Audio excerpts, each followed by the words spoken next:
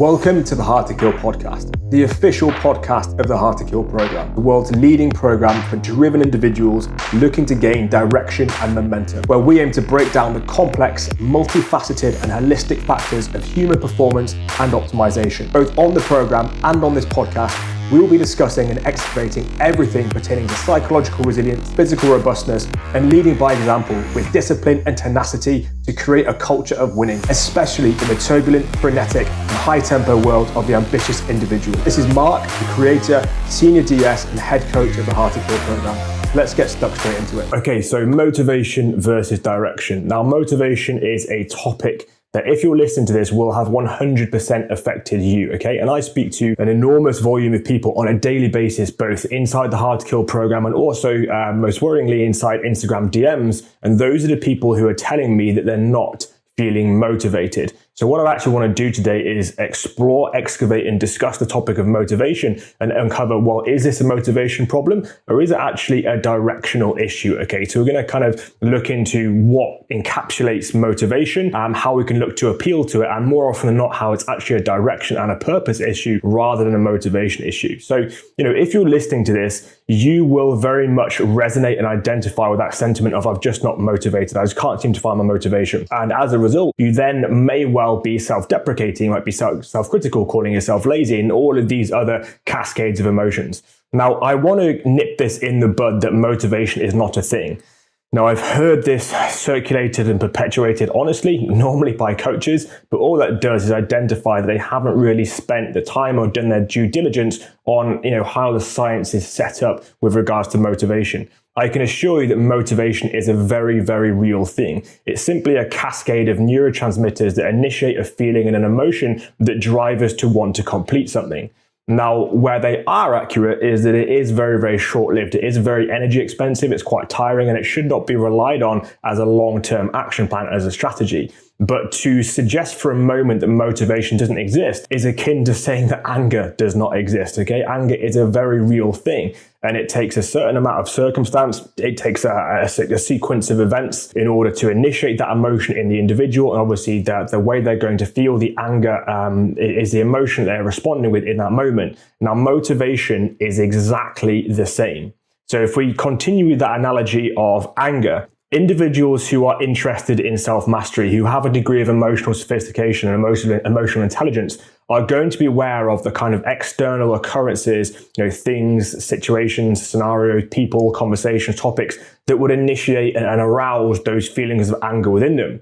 And as a result, they will tend to kind of avoid frequenting any of those external occurrences that can initiate internal feelings of the emotion of anger. Also, on the flip side, if they want to go into a gym session, for an example, and they're going to look to set a fucking deadlift PR, they might actually want to rely on that emotion of anger because of the way it impacts and affects the human body, puts us into a heightened state of readiness, and therefore we tend to benefit from that when we're looking at physical output. But on a daily basis, anger is not really something that's conducive to being stress-free, fulfilled, and healthy. So we tend to avoid it as much as possible, and we understand the core components that are associated with anger. But then because we've been led to believe that motivation is not a real thing, it shouldn't be relied upon, we don't tend to extend the same amount of inquisitiveness or curiosity about how we can harness motivation. Because the exact same is true with anger as it is motivation, in that it is simply a set of prerequisites that need to happen that will create that cascade that then initiates the emotion and the feeling that we would associate with being motivated. Okay, the exact same is true.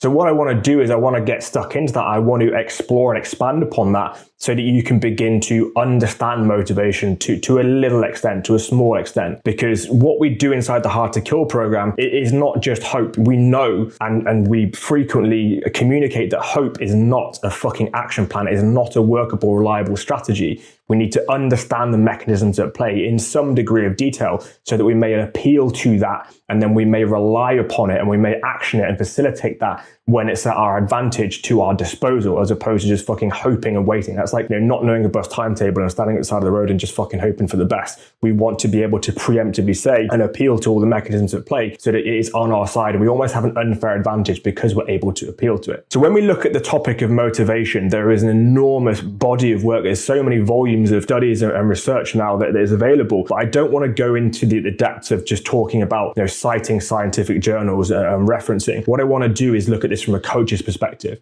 because I'm not a sports scientist, I'm not a neuroscientist, I'm not a psychologist, but I am very good at getting the best from humans by knowing a little bit about each and every one of these individual fields. So I'm going to draw on my experiences and my education as a coach as how we optimize humans and how we appeal to the topic and the emotion of motivation to get an individual to perform to the very best of their ability, even when perhaps they didn't feel like they were able to do so. So there's many different kind of prerequisites or potential things that feed into this concept of motivation. But there are two particularly that I'm going to touch on today that are kind of core prerequisite ingredients for the topic of motivation or for the emotion of motivation.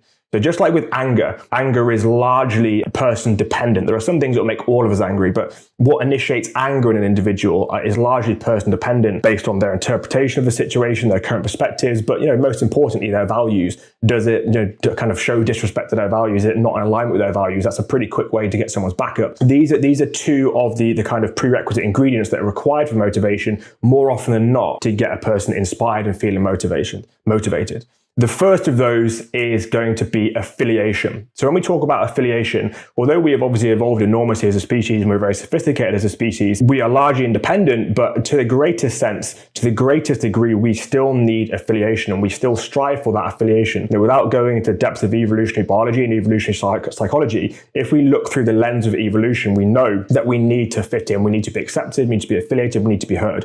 And if we're not, then we very much struggle to actually feel motivated to move towards a certain task. So let's use like a very, very easy analogy of this. Let's pretend that you just had an enormous argument with your family and they'd ostracize you. Okay, would you feel particularly inspired or driven to take action to do things in their best interests? No, of course you would not, because you're no longer affiliated, you're being ostracized. Again, if you're part of a sporting team, if you're part of a rugby club, all the boys had just called you every fucking name under the sun and you felt ostracized, you've been dropped from the team, would you feel particularly inspired or motivated to want to do the things that are congruent with getting back or pleasing that team? Again, the chances are probably low. Would you be inspired to go into the gym and start smashing your strength and conditioning? And would you feel motivated to do all the things, again, associated with getting the validation of that team? The likelihood is very, very low. So in that instance, that has not appealed to motivation. And what can be really helpful is if we often invert scenarios to say, okay, if you can't understand the application of it, invert it, and then you might be made aware of how it would impact you if there was an absence of it. So yeah, the first thing we need to look at when we're actually trying to motivate an individual is affiliation. So let's take the average gym goer. Although you might not actually be affiliated with anyone directly, let's look at from a high contour position at the actions and your identity at this present moment and how that's actually maybe giving you a degree of affiliation. So if you're interested in going to the gym, in being in better shape, in looking a certain way and being stronger, I would hazard a guess with a high degree of certainty that your social media and your Instagram feed is filled with people, maybe coaches, maybe people who are doing impressive things that you're not able to do or aspire to do in the gym, big deadlifts, great bodybuilders, all that sort of stuff. And that when you go to the gym, you have kind of rituals. You tend to wear a certain type of clothing, maybe a certain brand. You'll listen to a certain specific type of music. You'll interact and integrate with people in a set specific way, according to your identity when you are there. So in the broadest sense, you are affiliated to that group of society, that subculture, that kind of clique of people who are all interested in the same thing, which is training a certain way to look a certain way. That is your affiliation. That's what makes you feel motivated. You're looking for validation on social media with people who share the same values as you, people who would commend and celebrate you. And, you'll be synonymous with, or you'll have heard phrases like, I just want to look like I lift.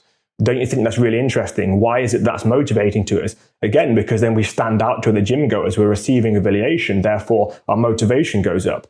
So there's that. But the problem therein lies, the greatest majority of individuals I work with are not actually that concerned with looking like a gym queen. No disrespect to people who do train just for how they look. But yeah, a lot of guys that I work with, and a lot of people who aspire to join the Hard to Kill program aren't primarily driven by being part of that culture. So as a result, the danger as to why their motivation drops is they don't actually feel affiliated because there's no group, there's no subculture, there's no family to which they're affiliated. So that's the first kind of nail in the coffin for their motivation, is they don't feel like they belong. And this can lead to really kind of challenging, confusing emotions about identity. And these people will typically go in ebbs and flows and try new things and attach their identity and sense of self-worth to that and be very intense with it. So they might go from powerlifting, then realize it's not actually for them on a deeper level, despite having bought all of the fucking 300 quid's worth of lifting belt and all the t-shirts and smelling salts and chalk, all that sort of stuff. They realize they're not actually congruent with that, so they'll pull out, and then they might try jiu-jitsu, and then they might try CrossFit,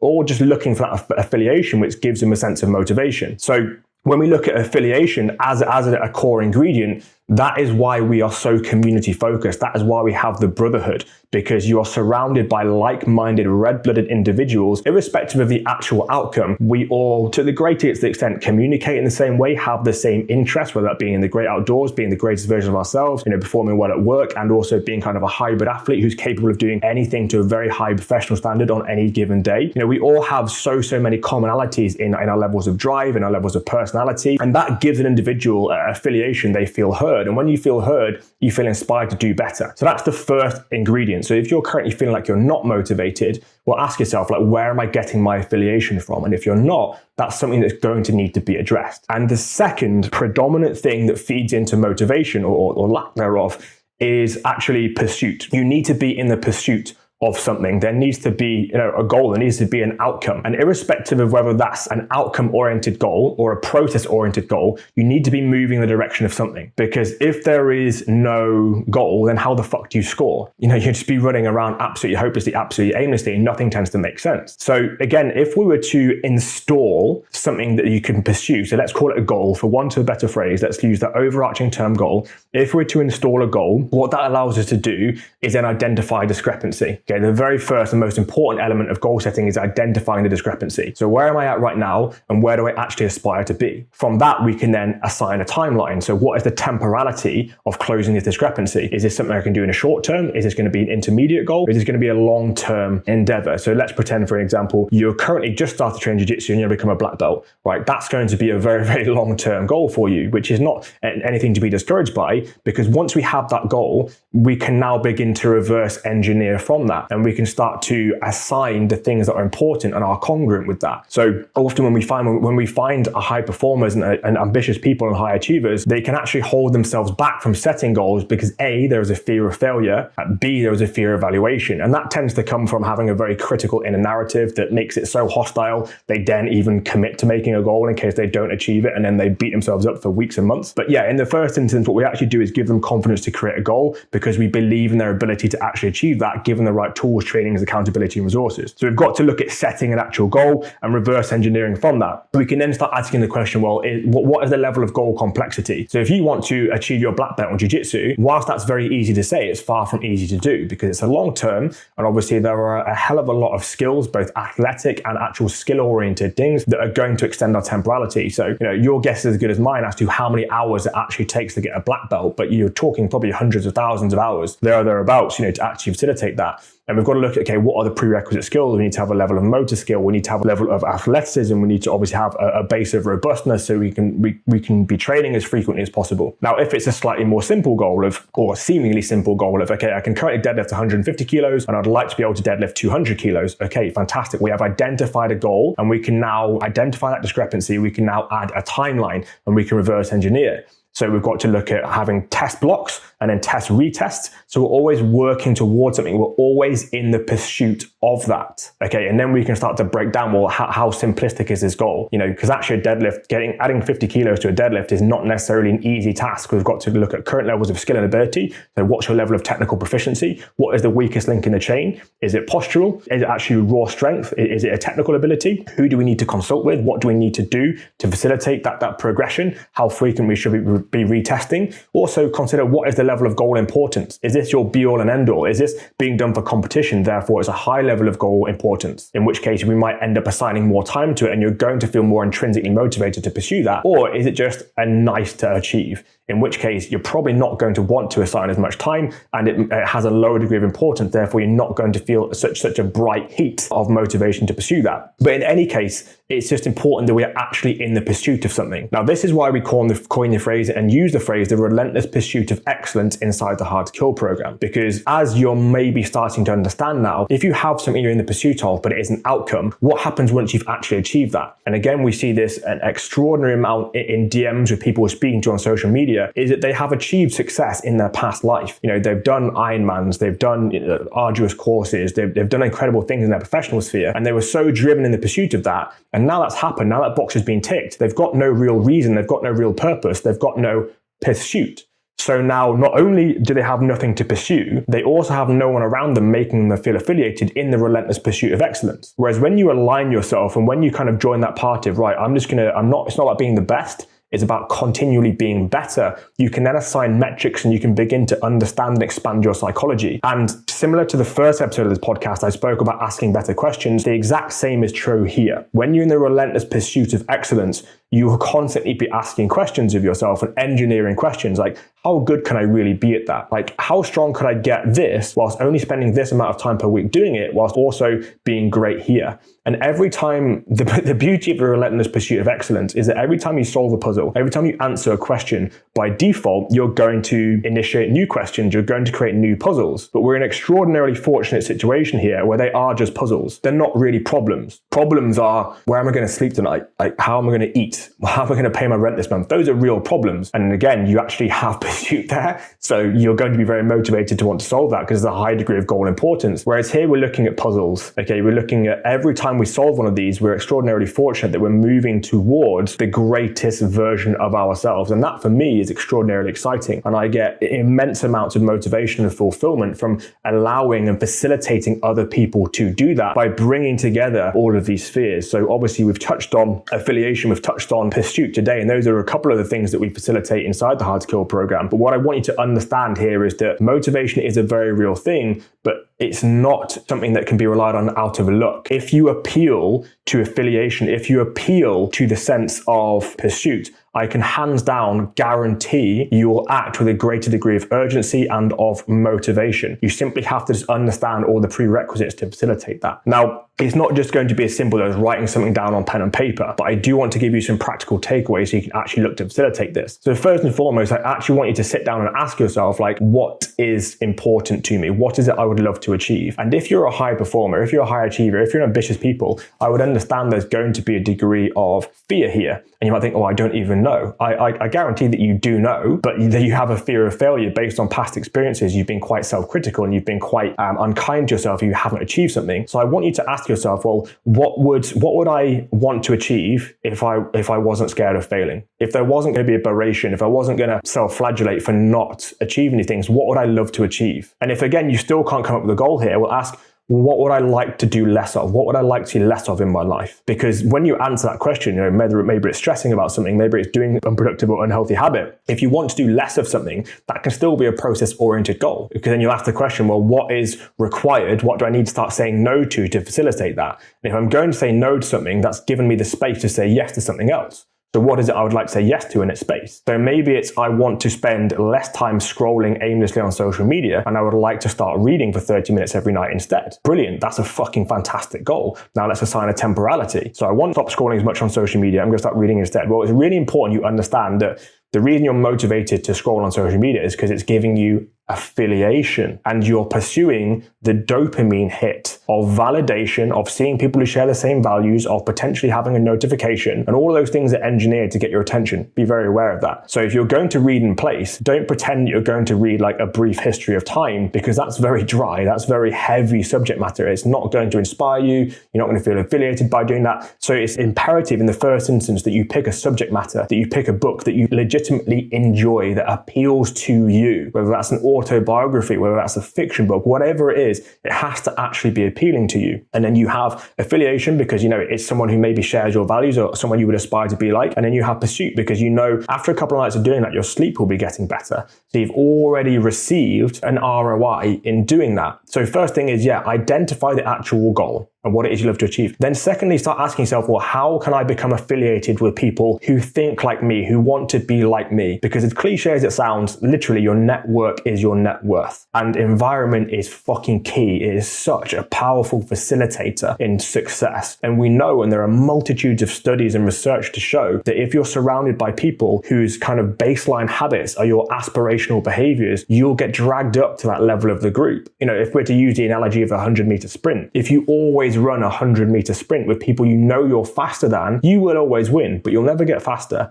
If you always run a 100-meter race with people who are faster than you, you'll probably not win ever or for a very long time, but you will continuously get faster. The exact same is true with your environment.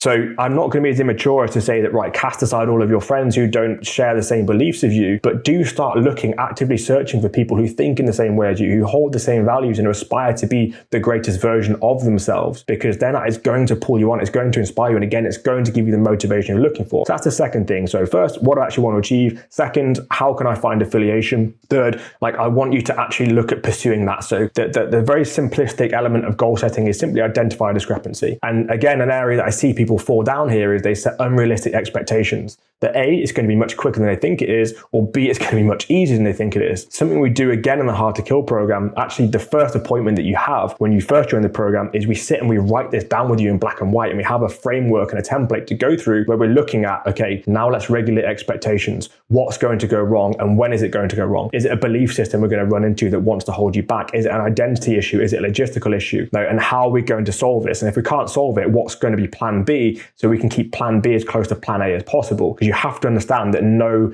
plan survives first contact with the enemy, but often plan B is more simplistic and effective than plan A for that exact reason. So do make sure that you've planned ahead. So let's again use the analogy of I want to get my black belt. Right, at some point over that 10 to 12 years, you're probably going to get injured. What do you do then? Are you going to throw your toys out of the pram? Are you going to sulk? Are you going to quit? Are you going to give up? Or are you going to be professional and proactive with hiring a physiotherapist, doing some rehabilitation and prehabilitation work, getting back into your strength and conditioning, fortifying and making that more robust, and then following a return to train protocol? If so, fantastic. It's the last we want to opt towards. So make sure you actually have an understanding of who you could use for a physio. Make sure, again, you're affiliated with people who would connect you with those kinds of guys. If it is the analogy of stopping using my phone at night so I can read instead, okay, fantastic. What's going to go wrong? Well, when you're tired and you're looking for a quick, cheap dopamine hit, you're probably going to be drawn towards using your phone. So what do you do in that instance? How can you counteract that? How can you fail-proof that? Okay, so then we'd look at habit formation, habit creation. So, how can you stack the odds in your favor, which is something that we call proactive laziness, making sure that it's actually easier to do the right thing and you have to actively choose to sabotage yourself to do the wrong thing. So that is very much the line and level of thinking that we're talking about here when we're discussing motivation versus direction. So hopefully from listening to this today, you can understand that it's very, very rarely a motivation issue. It is more often not an affiliation and a direction issue. You have all the motivation that you need. You have all of the drive that you need. You have all of the determination that you need. Simply just need those couple of things and you'll 100% achieve everything it is that you aspire to achieve. And now in the interim period, I want you to avoid that self-deprecation. I want you to avoid that self-criticism of telling yourself that you're a shit cunt, that you're not good enough, that you're lazy, because that's only making you more reluctant to act. And that's the fear of failure that I've discussed a couple of times today. If you've taken value from this, if you listen to this and be like, holy shit, this has been extraordinary and I'm going to implement this, that's fantastic. That's exactly what I want you to achieve. And I would love to hear your feedback off the back of this. Equally, I'm always open to critical feedback. And if you've said, okay, that's not accurate, that's reductionist, then again, I would really, really value hearing that, because it is my goal, is my ambition to make sure that as many people as humanly possible are optimizing their lives and going on to achieve the things that they thought they never could by simply having someone connect the dots for them. So cheers for listening, guys.